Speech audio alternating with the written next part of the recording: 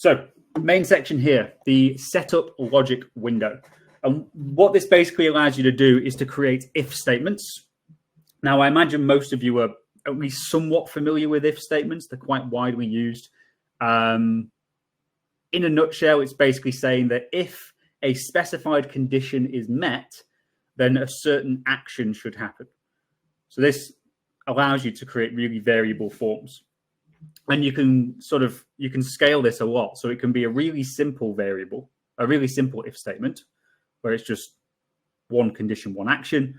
Or you can have it so that there's multiple conditions, multiple actions, and multiple different instances that it's looking at as well. So what we call else statements. And I'll show you that in a moment. Now, there's loads of different things that the if statements can do. I'll show you all the different individual bits of functionality just so you've got clarity on those. But just as an example, it allows you to control the visibility of variables on the user-facing form. So pretty much the same thing that the parent variable can do, just in a different way. You can control the size and position of fields on your actual canvas. You can control the visibility of fields on your canvas. You can change the values of variables in the user-facing form based on other variable values. You can change the font. You can change the image of things that are on your actual canvas.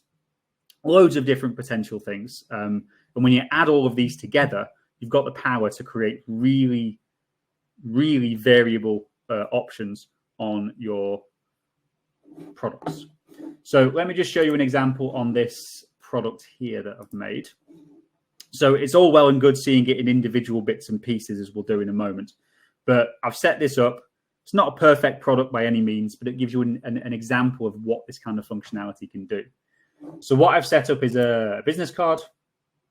And we're working on the assumption that this company has two completely different styles of, well, Infigo has two completely different styles of layout of the cards that they can actually work with. So I've got it all linked to this one drop-down box here. If I change from standard to QR, the entire layout will change. Fields are hidden, fields are moved around, fields are shown, variables are shown and hidden inside the fields themselves, all from changing that one statement. Now, there's other things present in here as well to do with logic, smaller logic statements, but this is the sort of big one where there's loads of stuff happening, and that's all done in one single, quite complex if statement that I'll show you a bit later on. It'll show you the kind of capabilities that you can have.